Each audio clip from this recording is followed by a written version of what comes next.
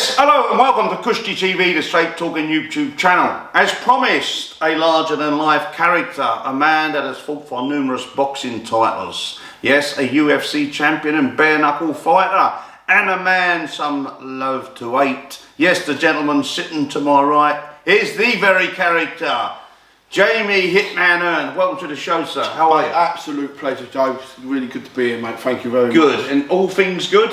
Really good, mate. Can't man. Sun's out. I'm here with the man, the myth, the legend. And I'm also here with you. Well, thank you very much. I must say, you are. I know you, and I know you as a character, and what a very dapper style of a gentleman to come to my show. I think he's for the viewers at home. I'm going to give him the dapper style gentleman award so far. He's sitting very near me, so I'm going to refer to him as a gentleman, all right? Yeah. First time for everything, Joe. Yeah. Well, some tell me that you go beyond gentleman, lord now or something. Explain where's this come from? So I've changed my last name. Didn't like my last name anymore, so I've changed that to Windsor. And then Windsor, because you live quite near the castle, yeah. Not really in miles. And I beat that by becoming a Lord Windsor. My wife's Lady Windsor. So is it the blue hat and the blue watch, blue blood? Are you a bit royalty now? Do you know what? I reckon if I'd done one of them DNA tests, Joe, I'll come up as royalty. Well, I honestly do. Well, I mean, you've got remnants of Harry a little bit. Well, similar colouring to Harry. Yeah, and we're both bald now. Oh, he's Spanish. Yeah, both bald. So, you live near the castle and you've got the name Windsor. Yeah, that makes sense. I think you could be a bit of royalty. You've been maybe the outcast one. Oh, yeah, do you reckon man would say shun him? Yeah. You're same treatment as Harry, yeah? Definitely, I'll be what's his name? The one that's just got in trouble. Harry. Kept in the locker room. No, the Irvy one. Oh yeah, Andrew. You out him, take his title from out in the back. Right. So, you're big bloke. You're sitting right next to me. You won't get too upset if I refer to you over the course of this interview as Hearne, will you? You won't get angry. No, of course not. So Lord Windsor. That's what I'm known as. Lord Windsor, Jaimie Hearne. So let's keep you, as we're talking about your fighting, let's keep you as, I'll keep you as Jaimie, my lord, at the moment. Tell us about your fighting. You're obviously moving forward, coming backwards. You're a serious professional fighter, a UFC champion, a knuckle fighter. So let's go backwards. Where did it all start for you? What was your earliest memories of any fight before boxing? My earliest memory was watching ITV when Ben and Eubanks were about them sort of times. Blimey, that was in the 90s. Yeah. And you were born when? 82. 82, so you're probably 10-year-old at this stage. I felt about 8. It all started out, I knew someone done karate. Yeah. And I saw the love they was getting, the attention they was getting. They was very good at karate, so I thought I'd give that a go. When I was 7, failed my first grading, cried my eyes out like a little baby. I was 7. Yeah. I thought that was no good. And I went to Hayes Stadium. Yeah. Where the boxing gym used to be. Dickie Gunner, the gym there before the U gym, yeah. There was a car boot there. Yeah. And I saw the gym. And I said, I'll give that a crack. And we went in there when I was 7. He said, you've got to legally be 8 years old. And on my 8th birthday, the gym was open. I remember it was on Tuesday. Yeah.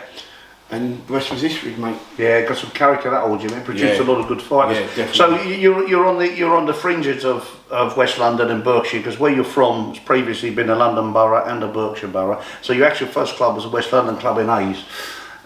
Dickie Gunn's old gym. Yeah, very very good character gym. So what happened from mate? Talk us through, where did we go from here? So I've done a couple of gym shows.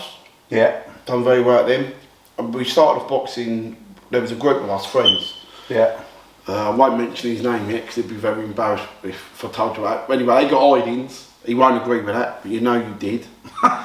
He got an hiding. Matthew Smith, I'm on about. A very good friend, Matthew. Young Matthew, a friend of mine as well, as it turns out. Nice man. His nose got busted in his fight. He never come back again. And yeah, like I say, the rest is history. I just kept going and going. Yeah. First fight was when I was 11. So how many gym fights did you have? I did about 2 or 3. And then got carded up when I was 11. My first fight was at the Thistle in Heathrow. Yeah. Against the geezer called Bradley Human from the Globetown Boxing Club. I remember it like it was yesterday. Good. Done him in the second. So it's clearly meant a lot to you because you can use it every moment. So it's your life, yeah. So yeah, definitely. You're doing it with a passion, yeah. Yeah. Done him in the second. I've done a little backflip in the ring to celebrate. And then the star was born then, Joe. That was it, yeah. Star So at an early age, we're not only good at fighting, we got character with it. You know, to see 11-year-old try to do audacity to do a backflip. I see Joe Joyce does it now. I don't know how he does it at 18 stone. Yeah, mine weren't quite as good as that. No, but yeah. So the star was born. You carried on at age, Jim? Hey, yeah, up until I weren't getting no fights there. I think I had about 9 fights there, and then it just stopped. So I went a bit stale. Yeah. And then I ended up joining Slough. Yeah. Slough done nothing for me at all. Didn't have no fights there for some reason. I don't know why. Yeah. And then my senior days were seen in Marlow. All right. And so the Marlow Boxing Club. That man, which is quite a low key club, but that was very low key. That man would have chucked you in with Rambo, mate. Really? Yeah, he didn't care who I fought. But I've done very well. 9 fights for them, 9 wins. Did you? So 10 fights for them, 10 fights, 9 wins. Won the under-20s novice championships. Got into the semis of the ABAs, and I've already had about 26 amateur fights. So it weren't bad going. So no, that's very good. I mean, for you viewers at home, to get the semi-final of the National ABA Championship, I mean, that event historically used to be televised, massive event. But to get the semi-final, it's got to be a serious fighter. And to win the novices is very good. So you're novice ABA champion, yeah, and you go to the semi-finals. So that's good amateur pedigree. That's lurking behind. If you win the ABAs, normally one of these promoters get a check out and say, right, come with me. Yeah, you've narrowly missed there of creating that opportunity. Yeah, definitely. So you turn pro. I mean, so if you think, was your semi-final a narrow defeat in the ABAs? Well, I thought I won. So you thought you won? I thought I won. But the man I fought, Saint Redhead, his name was, he'd been in it for years. He was in his last, you had to retire, I think, as an 34? 34, I think it was. You couldn't fight it still past 34, 35, your licence was ceased. This was his last year. And all the other people, the ones above him in the ratings, was in the England squad. I think it was his favouritism. I think it was his time to bow out. Like and they're looking after him as a. I think so. Yeah, possibly. Yeah. Well, and that stuff happens. I mean, favours happen in boxing. Downright corruption happens in boxing, as we saw last weekend with one of those judges.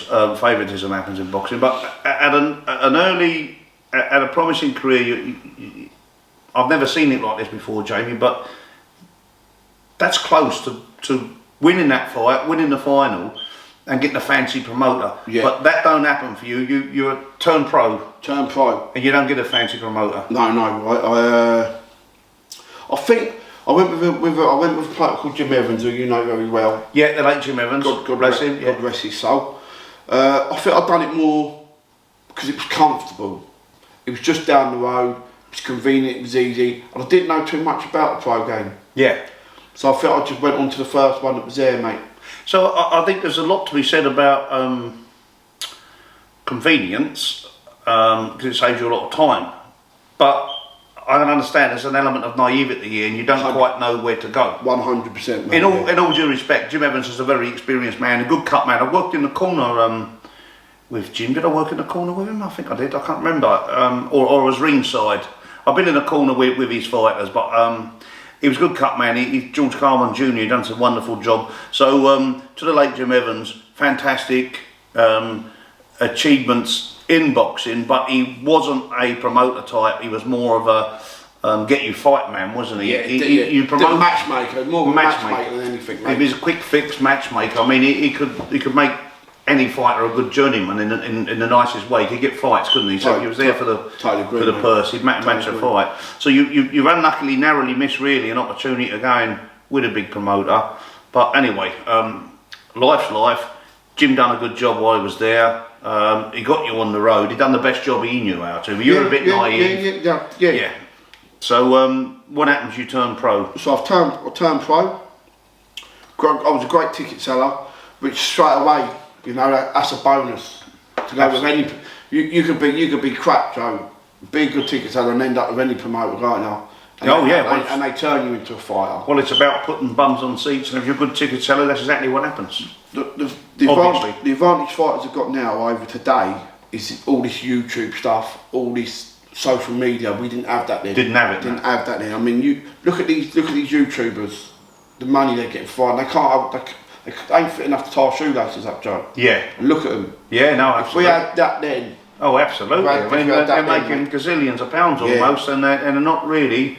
I mean, they're still going into a ring with a dangerous sport. I give them credit there, but they're not proper fighters. No, but they're not going into the ring with another dangerous man. No, like we were. No, exactly. They're not proper fighters. No, exactly. In that sense, you know, they're not. They don't deserve billions of pounds, is what we're saying. No, yeah, definitely not. I mean, in that sense, definitely more deserving than them. So yeah, start off well, flying, 3 fights, 3 wins. But in my third fight, I'm fighting someone who's unbeaten as well on my own show. That don't happen. No, you're the ticket seller. I should be fighting people who've had 100 fights, 3 wins. You should be fighting the journey. Do you know what I mean? You should be building up and building, because what our unbeaten careers do, and especially with your punch power, if you're knocking people over, they you just can't help but look at somebody who's had 14 fights, 14 wins, and 11 by KO. Exactly. You can't help but look at that, can you? And that's what should have been happening. Exactly, mate. But you're suddenly fighting unbeaten fighters. So you're carrying on.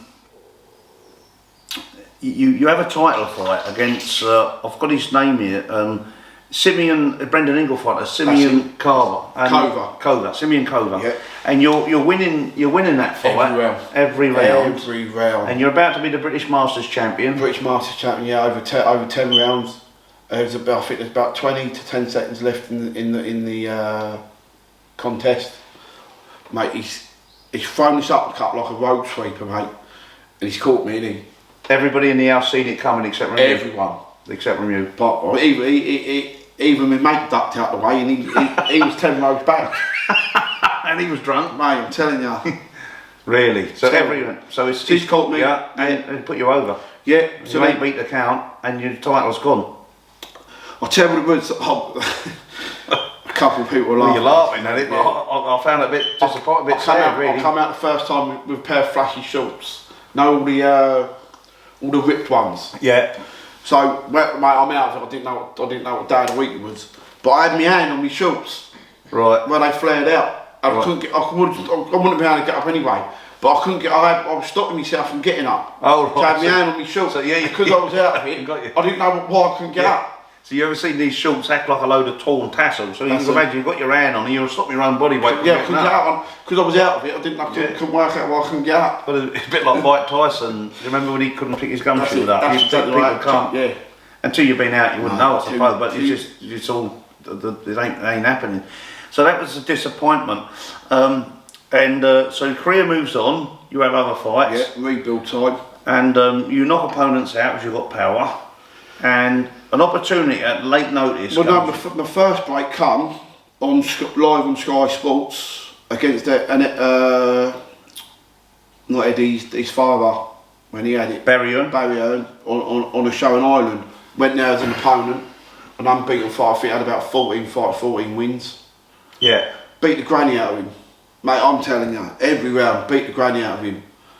So this is your first breakthrough because you fight on television, you fight an unbeaten fighter in his own backyard. In his own backyard over in Belfast. And you've done a job with him? Done a job with him. What's his name? Do you remember?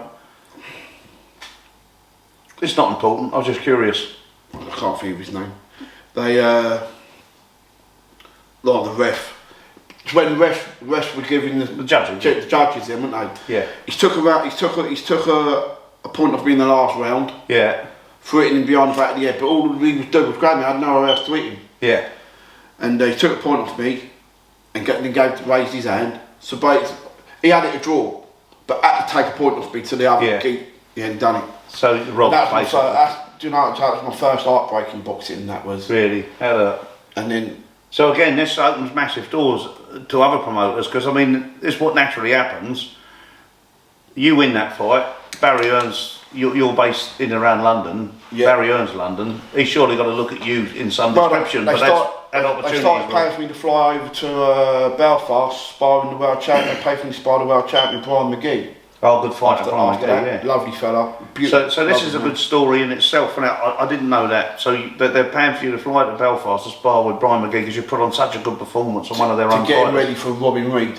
Robin Reid, yeah. Yeah. WBC fight, I think, That's as it, I remember it, yeah. Brilliant, yeah. So what was it like sparring with world champion?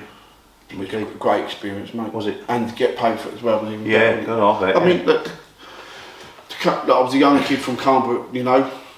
Anything I've done, mate, I've done it from my own back. Yeah. So it was quite nice. No, but it was nice that someone could see something in you. Yeah. So at late notice, another door opens, another opportunity arises, and a fighter by the name of Connie Conrad, you're offered a world under 25s world title. Yeah, WBC title. 5 days, 6 days notice. They had to rush me to Hardy Street. Yeah. Because one of their rules are they have to require a chest X-ray. Yeah. So I had to get that done, send that off. Yeah. Next minute, I'm in. Was it Vienna? You were in Austria. Was it Vienna? In Austria. Which city was it? Vienna? Austria or Vienna? Vienna's Austria, was it? I was over there and. I've seen the fight venue somewhere. Sorry, but anyway, you're in Austria, yeah, fighting Yeah. under 25s. And again, that's really when I started falling out of love with it. I've gone out there, I've given it everything, mate, everything. That was toe to toe, and went to the rules meeting before the fight. And one of their rules is, because obviously if it's a close fight, you go for it at the end round, don't you? If you spit your gum shield out on purpose, you lose a point. That was one of the rules. Right. So I'm all over him in the last round. Gum shield out. Take him back to his corner, drop the gum shield, kick it around the floor for half hour, put it back in his mouth. So the buying time for dear life, yeah? I had him out. By the time they fucked around with all that, the fight was over. One judge had it to draw, the American judge had it to draw, the 2 German judges had him winning by about fucking 19 rounds. It's the old saying, my grandfather was a pro boxer and he told me from a little boy, he said, in Italy and Germany, you had to knock them out to get a draw. Just to get a draw, mate. Yeah. So I can see. So, but a good performance. Let's look at the performance. That was on Eurosport. Another opportunity. So this is now what your second, third time. Now another opportunity comes your way. You're the own fighter, but you're fighting a really highly rated fighter. I think he's had 13 unbeaten at this stage for the English title, called Ryan Kerr. That's him, mate. From north of England, I believe Sunderland. I'm not sure, but on the border town. I mean, don't get me wrong, I ain't calling you Scottish, but it's just inside the Scottish-English border. Sunderland, I've got it right. No, North East. No, I'm sorry, I'm getting confused with Carlisle. But anyway, North East, just the side of Liverpool, up the North East, from Sunderland, comes down, massive favourite, expected to really do a job on you for the English title. And this is a fight I'd seen. And I don't do favouritisms when I judge. It was live on Sky. Yeah. And I personally thought you were the English champion. I thought you beat him. What did you take on that?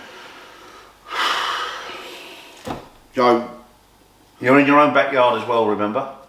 I thought I won the fight anyway. Let alone without favours. Yeah. Of being in well, me too, yeah. I thought I won the fight and they give it a draw. Called it even. So here we go. And this was the first fight back from the world title fight. So it's back to back losses, heartbreak. Yeah. So you've got the only thing we got here is you haven't lost a titles fight, but you haven't won it. You haven't got the bout break on you. So you can see as a pattern emerging here. Semi-final of the ABA's fight you think you won could have done massive doors. You got the British Masters title. Arguably this is your own fault. You ain't paid attention. You walked onto 100% in the closing minutes, but it's still unlucky with the dying seconds to go. And there's still an element of what's happened here.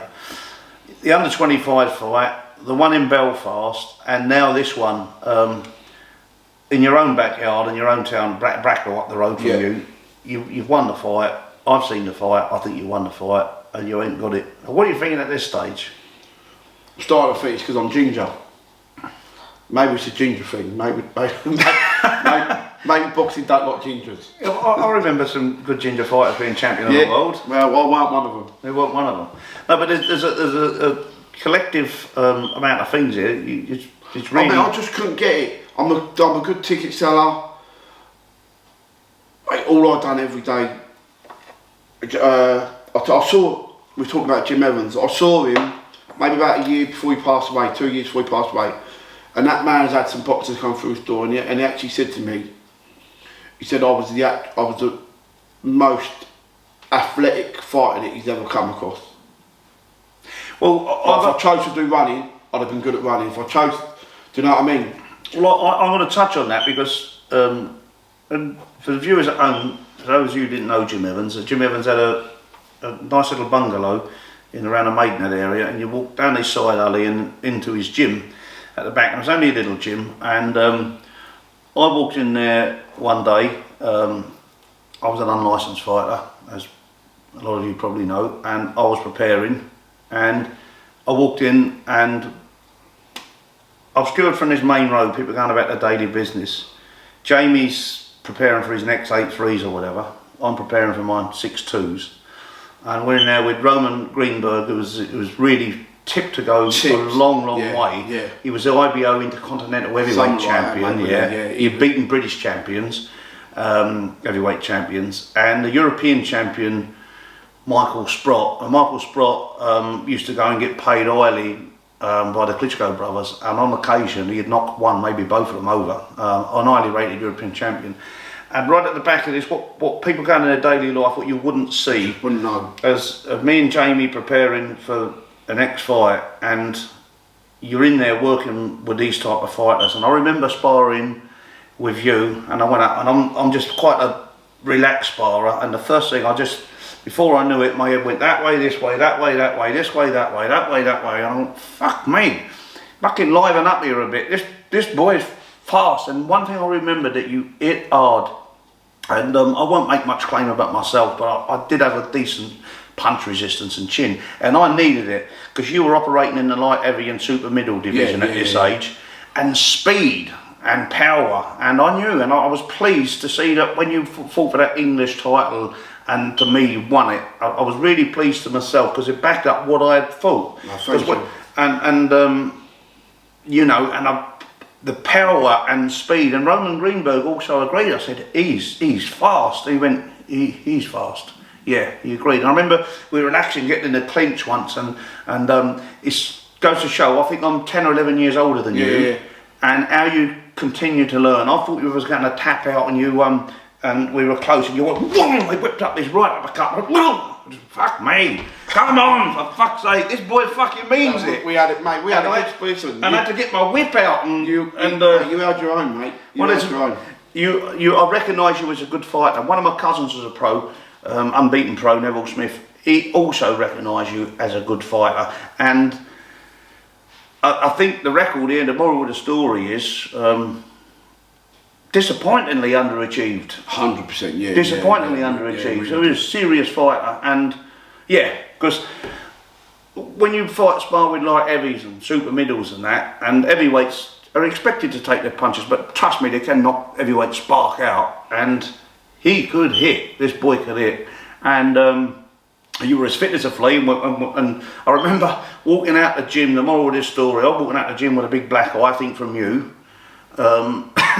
You walking out the door with a swollen eye, I think from Greenberg or Sprott. But just the work that goes on behind closed doors to get for that. I mean, like you say, you drive past that little bungalow, just didn't know what was You going wouldn't know what was behind know. there. A European champion, a bloke that knocked Klitschko down, one was tipped to be world champion, you were English champion, albeit, and anyway, all the manner of things. So I just thought I'd get that in. There's quite a character. When you look back, you don't realise it at the time, but when you look back, a lot of work goes into a lot of work. Achieve what we're trying to do, really. No, that's like I say, it's got to the point, Joe, where my heart was just broken, mate. So how does it end, the pro career at this stage? Quite sad, really, Joe, if I'm honest with you. I got a phone call from Jim Evans. I'm not going to talk about the man too much. He's not here to defend himself. You know, and I have nothing but respect for the man. But he done a bit of a dirty on me. He called me up out of the blue one day. He said he don't want me back in the gym anymore. No. That was it. What was that about? Well, there was a boxer, a journeyman, who I said I'd sell a couple of tickets for him. I can't help it if my friends pull out. And so the tickets he was selling was the money he was earning. So he ended up fighting for nothing. That's not my fault. You know, Jim's his promoter, he should have gotten a better deal. Because no one turned up, he fought for nothing, and Jim got the hump and kicked me out of the gym. So that disappointing end to a relationship. I could have went on. I could have maybe asked other promoters or something, but I'm so heartbroken at this point with the robberies that have been going on, the decisions, to then what he done, and I thought, do you know what? I've given my whole fucking life to this sport. I can't give any more. Something that I'd loved my whole life. So there's loads of disappointments there, isn't it? Devoted my whole life to. All they ever done was just fuck me over and over again. It's just, I wanted out anyway. I wanted out. So what do we do post boxing then? How do we go from here? So we've seen the career sadly not get to the top. You're out of the gym. You're 24. What happens next? So sitting at home doing nothing, Joe. Feeling sorry for myself. I went to go to a bodybuilding gym in Windsor, and someone came up to me and said, "Are you doing anything today?" I said, "No." I said, "Well, what's that?" He said, "Would you mind going to collect some money for me?" I said, "What are you on about?" He said, "Oh, someone owes me a couple of grand. I think it's about $3 grand or something. Would you go get it?" And I was naive. I said, "Yeah, no problem." So it was about 2 miles down the road I had to go. Knocked on the door, see the fella looking at me through the window. He didn't answer. So I didn't really know what to do. So I drive back to the gym. He said, "What did you do?" I said, "Nothing." I said, "He wouldn't open the door." He said, "Well, you just paid me." Oh right, that was easy. He said, "So yeah." I thought, fucking hell, I'll have some of this. That's a result. I'll have some of this. Easy old job this, yeah. Then my fucking my life of crime started really, Joe, if I'm honest with you, mate. Yeah. I'm not glorifying it or anything like that. I'm ashamed of myself, if I'm honest with you, mate. So you're collecting debts. Yes, mate. Is this among other crimes, or is it mostly this? Mainly debt collecting, but then obviously, then there's times when you go watch things be passed over. You know I'm on about. You make sure deals are getting done right. You know, getting in security. You're the muscle for someone, yeah. Muscle, but yeah. mainly it was debts. But Joe, I've done some terrible things in them days, mate. It's really, yeah. You regret it? Yeah, 100%, mate. I've become a normal person, mate. But I realise now, depression, mate. The depression had me bad. It sounds like to me, and I mean, I might be wrong here, but it sounds like to me you're a little bit emotional and showing heart and passion. You sound a little bit emotional about what you've done. You're not fond of it, and that to me shows love from heart. Mate, I'm not a bad person. I'm not a bad person at all. But I was turning into one, and I felt. Do you know what? I could have went out and got a job stacking shelves. But did you have any addictions driving this with like drugs or drink? No. I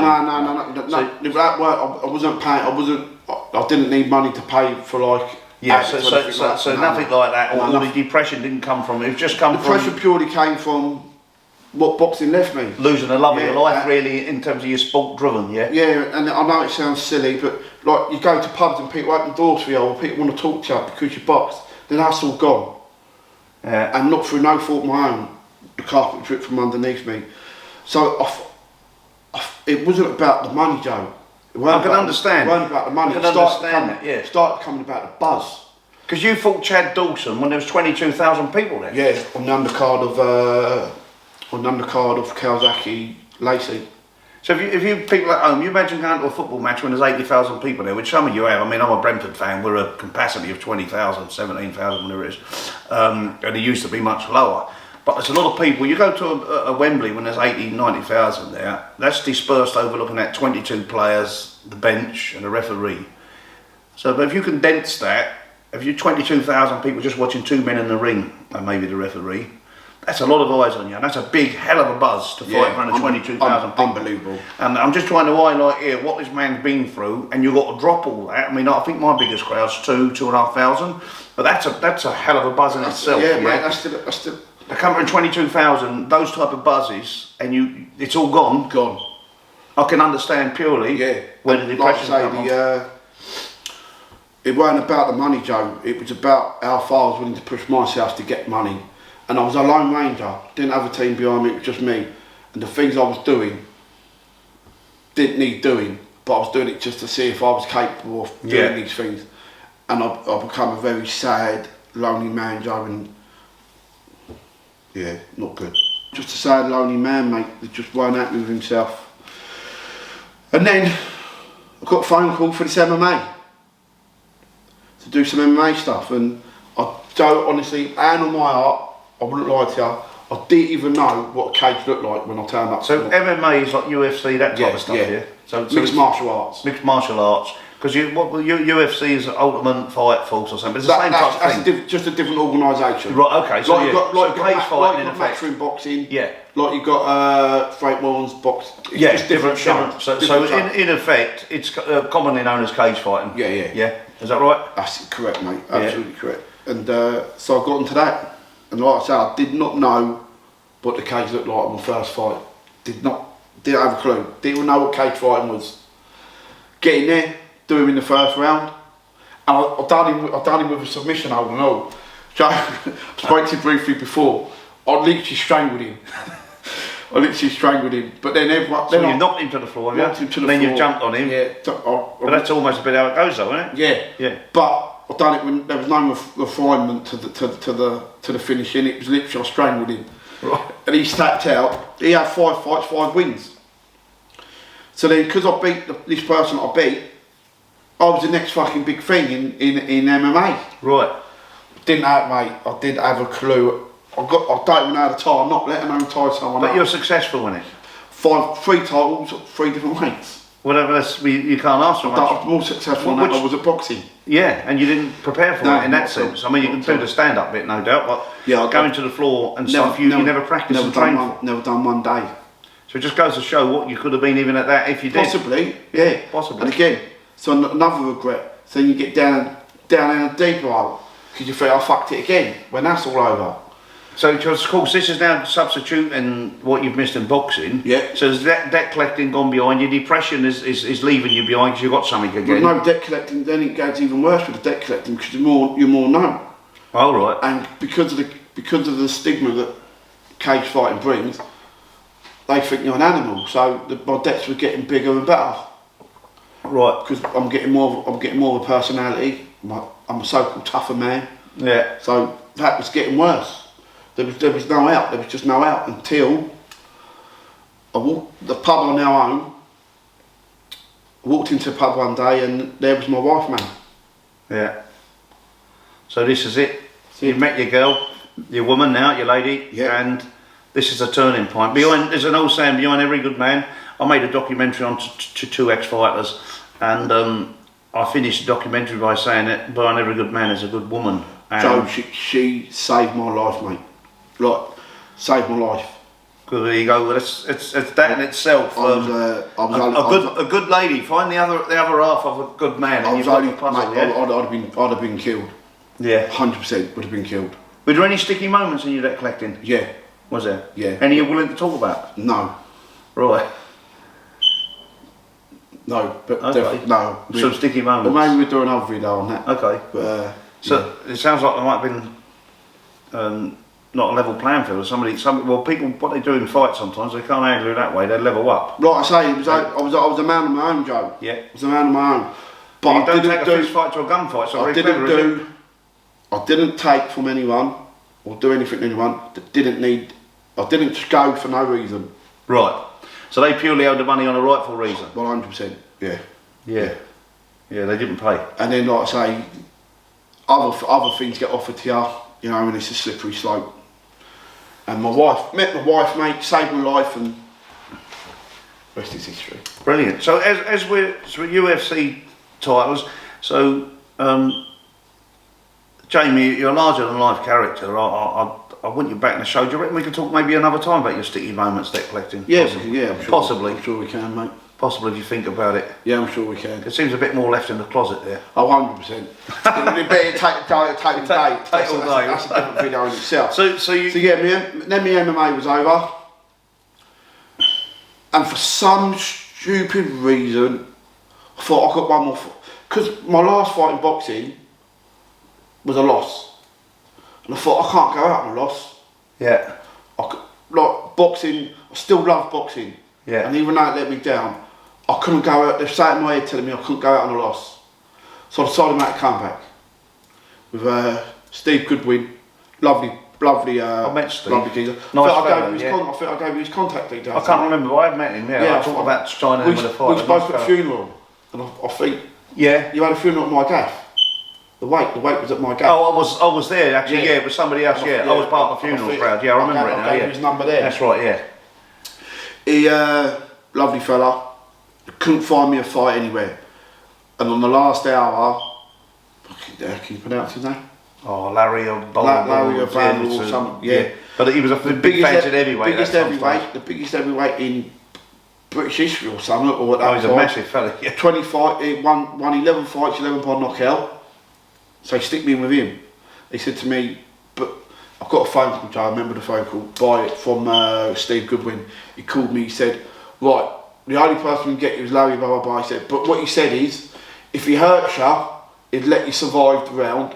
So Larry on my army or something, yeah. can it? Yeah. He said he won't stop you, but if he wins the fight, he wins the fight. I went, you know, no fools and horses when they become millionaires and the van rock. Yeah. I'm in someone's van, stuck on the motorway in traffic, and I got told that he's going to let me survive. I went fucking mental. Yeah. The van was mate, it was a full-on fight in the van, and it gave me the right hump. Yeah, come out, mate, wallop. He had it cracked. Knocked him out. He went, mate. Yeah. I think it was early, round one, wasn't it? Round one, yeah. Yeah. So you won by knockout. Now you got this. So you're back in the mix. You're quickly offered a title fight at cruiserweight. Straight into the top. You told me, stand corrected. I think in your pub at this funeral I was part of. I think it was a mutual friend of ours, Christine, if I remember. Yeah, right. that's it, mate. That's it. Christine McKinnon. Yeah. Bless her. And you told me yourself, I'm fighting, but I ain't training. Nah. Was that true? No, you said you're not really training, not training as you knew it. Got the day to the weigh-in. On the day, I still had to lose about a stone. It was, the fella beat me fair and square. Absolutely fair and square, but he didn't beat me. He beat the man fell. I should have took that last fight with the heavyweight and bailed out. Or really went for or knuckled down. Or knuckled down. Yeah. But I didn't. Because at the time, I'm still in the crime thing. So I'm still earning good money. Yeah. Didn't need boxing. Yeah. And it was more about being the character. So I was managing to be the character without the fighting. So I thought, what do I want to fucking put myself through all that for? And this is the only title fight really that you've lost. The others you could have arguably all won. Oh no, I lost this one fair and square. This one's fair and square, but you ain't. So I come out the curtains on the stage, and I'll be honest with you, I'm not an overly religious man. I'd like to think someone's there. I come out the curtains, and believe me or not, I come out and this warm feeling come over my body. Honestly, just like this glow came over me, and I'm on that stage, and I said, "This is it." So like, I was so happy. That was it. Like that was me. There, it was finished. I was at, but the feeling that come over me, like I was walking to the ring, nearly crying. So I just knew it was over, and I was so happy. I knew my life. Did you feel like it was an out of body experience? Yeah, 100%. It's funny you should say that. I had the same experience in 1993 when my gran died. Right. Warm glow, crying. Not with sadness. For no reason. With happiness. Yeah. You felt very happy. Mate, I come out to the fight. Wadley's had me. Hit the floor. Got up, Joe. Went in my changing room. Like, you know, you get the backpackers. Oh, you done really well. Like, how do you fucking do well? Do you know what I mean? But I said, get off me. I'm happy. Got straight up. So you were content even in defeat? Flew off on holiday. And mate, it's the best thing that happened to me, that. As happy as anything. There you go. So you felt like you had a spiritual experience, and as I say, I had the very same thing. You're the first person I've ever met, seriously, and I'll go to church from time to time, a bit more when as the winter bumps in, a bit more regular. I'll go to church, I've explained to friends and stuff in church, and you're the first person I've ever met that's had the same experience. Joe, I'll tell you, the greatest feeling ever, isn't it? I wasn't even walking, Joe. So I wasn't even walking. Wasn't it the best experience you've ever had? It was for me. I'm telling you, I've never felt a feeling like that ever. Same. It was weird. Same, absolutely, yeah. And I had it in 1993. I went from tears of sadness about losing my gran I was very close to suddenly tears of joy, just warm glow. Yeah. So thank God for that. So you're happy with this, but you're you're a Marmite. Moving on, you're a Marmite character, aren't you? I've made a couple of things here to ask you because I think you broke records, something like on Jeremy Cole's. Yes. What do you call it? You've caused trouble at a bare knuckle fight. You and a good friend of yours, George Carman, had a set to once at a boxing match, and it's all patched up and laugh and joke about now. Of course. But you are a type of character, a Marmite. You're a love to hate type of character. 100%. Do you enjoy being that? Yeah, I did. Yeah, I did enjoy playing the character, mate. 100%. But I say I played the character, Joe. I lost who I actually was. I don't think I purposely set out to be that character. But I think with the things I was doing and the hurt I've been through all my career, I'm not sure if I was even playing the character. I think that's just who I thought I was. So I remember the birds on on Jeremy Cole, my mate said, watch this episode. Jaimie's on it and half of the nation was ringing in and get him off, he's horrible. Yeah, right, there's a story behind that. Let's tell it, eh? So, I got a phone call from my very first MMA fight. I thought, fucking hell, like, no one's going to come and watch me. It's a few years after I boxed. And I was having an odd occasion with this lady. And I think she'd previously rung in for her last boyfriend. Right. So me being me, the character I am, I've looked at it and I'd do it. This would be the best way. No matter how much money you've got in the world, you can't go on prime time telly. I thought this is a great way to advertise myself. Get out there. You're out there. It was all made up. It was all pretend. But mate, did I crack it or what? Cool, not much. Half the nation was. I don't know if you can get this Jaimie Hearne episode on YouTube or whatever. I think it's all been taken off. But it's all been taken off. He was so hated. I think Jeremy Cole got himself in trouble, didn't he? Say something or do something. I can't remember now. But oh mate, he was this boy. So you had then this bare knuckle fight, and the whole world wanted to kill you in a stadium somewhere up north, was it, or Midlands? Where was it? Coventry. Coventry. I'll tell you what, Joe. Them bare knuckle people, when it first all started coming out, they're a different breed, mate. Yeah. There's like an outful, there's like 20, 30 of them. They all go around fighting each other, and obviously I come in as the character I am. They did not know how to deal with me. They did not. You were slaughtering the bloke in a pre-fight hype, as you are. I come out in a fat suit, big bloke. Because the bloke's a bit, for the weigh-in. Mate, I gave it them bad, Joe. Yeah. Like, you put all my performances together, videos and things I made, this topped it all. Yeah. I was on him. 24 hours a day, he'd wake up to a message, he'd go to bed with a message, I'd have his family starting on me, it was going off. Yeah, had the fight, first round. I told him he was going to quit on his stall, I told him I was going to drop him, I dropped him, he quits on his stall, says he don't want no more. Watch the fight, have you seen the fight? I've seen highlights. I said somebody showed me some clippings. Do the counting. They cut the fight short. He gives him a longer count. He picks him up. He's going down on the floor like he don't want no more. The ref picks him up, blocks him on the seat. Yeah. That was over for me then, Joe. After that, I've done what I've done. And stupidly, I got complacent in the second round. He caught me with a great shot. But the crowd was, trying to get through the ropes. Jumping on me.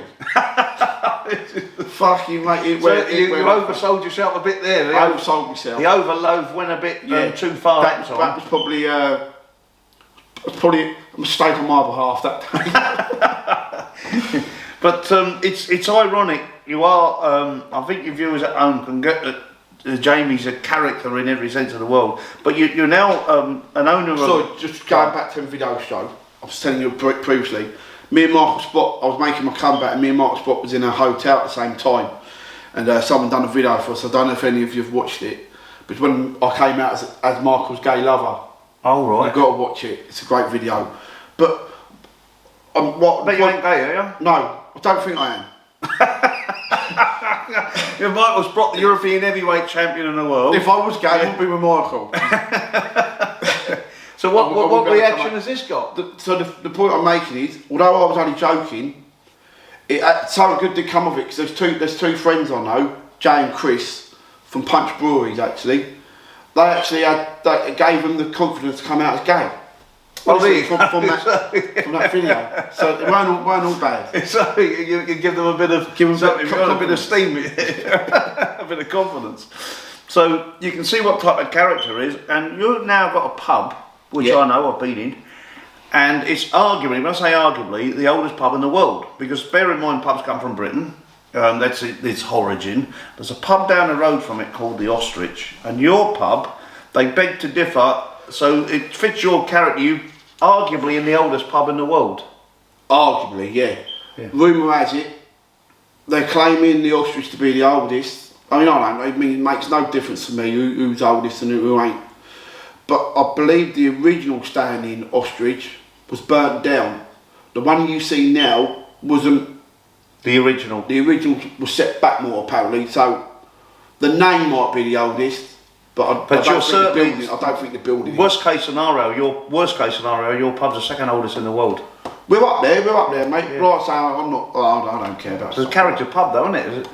Character pub. It fits me perfectly. And we talked about spirits earlier, and I mean top shelf spirits, spiritual experiences. And Colnbrook, where you're from, is for you viewers at home, just outside of Heathrow. Previously been in the London county, now in the Berkshire county.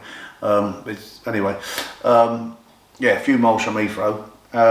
It's been reported to be the most haunted village in the country, in the UK. Have you ever had any ghostly stories? No, I'm the biggest coward when it comes to it being in the dark or ghosts or anything like that. Honestly, I won't let the wife watch any horror movies. I hate it. Really? Honestly, mate. And the noises that go on. So the 3 times UFC champion, English title son's actually scared of the old ghosts. Yeah. Well, me too. Petrified. I've had three ghost experiences, but all sounds. But you know, one of them was in Colnbrook. Mate, I'm telling you. But you've never seen or heard anything? No, I have. Have you? Yeah, I've seen like little heads through the curtains. Or I don't know if honestly, I'm sure I did. A blonde lady looking for the curtain. Well. Yeah. Anyway, moving on from that. But yeah. So you're doing well in the pub game. You enjoying that? Yeah, Joe. Do you know what? I'm just enjoying being married and happy for once, Joe. You know. And good. No one expecting nothing of me. Good.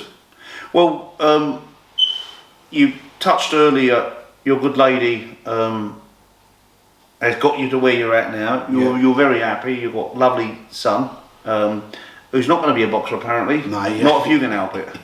He ain't. He definitely ain't. Unless he really pushes for it, you're not going to. You're not going to go the other way. He won't be. Unless he wakes up in a completely different character, he won't. But he's the most amazing, beautiful little boy.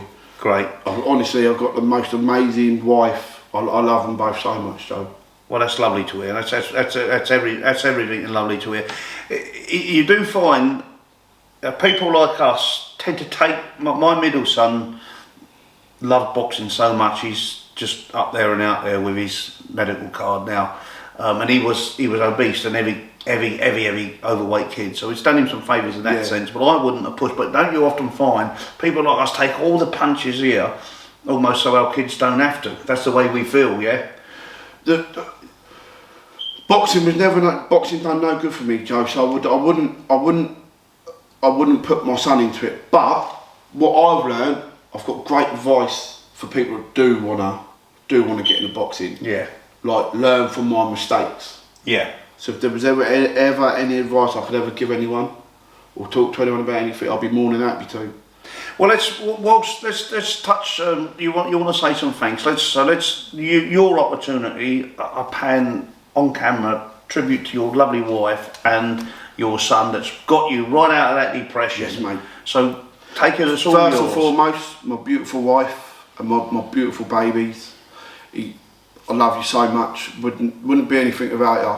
Second thanks would be to a man called Gary Quarterman. Yeah, Gary, nice fella, no Gary. He's done a lot for me in my amateur days, and I'm a hell of a lot for me. And he's still a very good friend to me now. Never missed a fight. There's loads of people, but I can only mention a couple. George Buckler, Matthew Smith, never missed a fight. Thank you very much. It means the world to me. My very two dear friends, Faye, Lee. You know what you've done for me. We don't need to mention it, but you know what you've done for me. Yeah, and mate, I could go on forever, but I'm going to leave it there. Well, fantastic. You see, looking behind this hard man character is an art, and yeah, so you see, as I say, we have this mask on sometimes, take it off, we have one of these, and emotion. So that's wonderful to hear. I'm going to leave it on. You got any regrets? Joe, no, because I wouldn't be the man here today. There you go. If that didn't happen, and I'm all right now. I'm not about. Jolly good. So this whole turbulent life, the stuff you wish you wouldn't have done, we can't change. You've showed that, you've expressed that. No regrets. Now, finally, for a young fighter out there or a young man with depression, both. Let's start with the boxing. What advice would you give to any young fighter out there that wanted to be a champion boxer? The biggest advice I can give you: do it for yourself. No one else. Don't let anyone tell you this, that. Do it for yourself. This is a dangerous sport. Yeah. A deadly sport. Do it for yourself. Don't do it for others. And then you'll get a lot more out of it. There you go. So chase your dream if you want it. 100%. And only if you want it, yeah? Only if you want it. Only if you want it. And any messages, depression, you come through it, you met your lovely lady, and what was the tonic? Is that the tonic? What's the tonic for people with depression? Talk. Talk, mate. Yeah. Talk. Even if it's a stranger off the street. Joe, I can walk down here now. Oh, you've got a garage at the end of the road here. Yeah. Everyone I walk past, I would say hello to. Yeah. Because you just never know what they might say back. They might honestly just open up.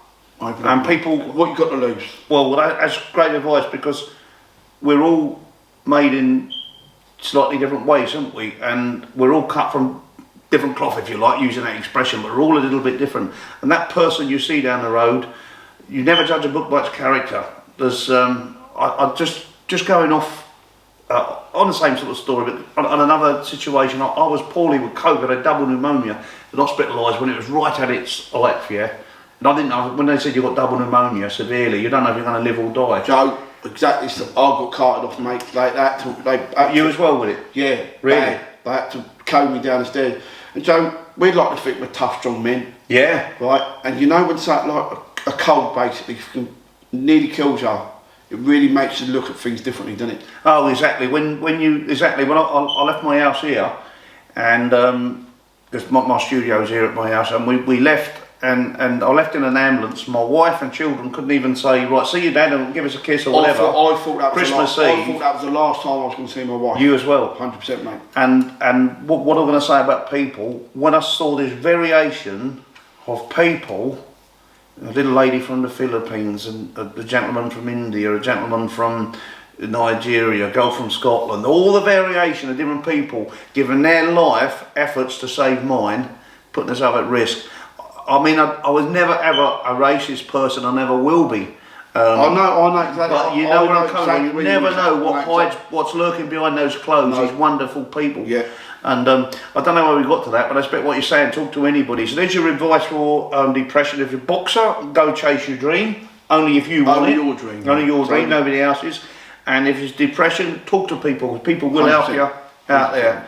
So on that note, the absolute has been all my pleasure and all your pleasure at home on Kushti TV. He didn't go to Sky Sports, he didn't go to Netflix, other channels approached him, he come right here. It's all your pleasure. I want you to click subscribe, please, and subscribe to this channel. There you go, or else Jaimie's coming out of retirement. Especially if you want to get the next video. If you want the next one. So click and subscribe, but more importantly, give us some comments and then see what you think of the very charismatic Jaimie Hearne, also known as Lord Windsor. Is it right? So thanks for tuning in, and Jaimie, it's been all my pleasure. So pleasure to share the ring with you, so much love for you, and a pleasure to share this chat. And in the meantime, for you at home, box safe.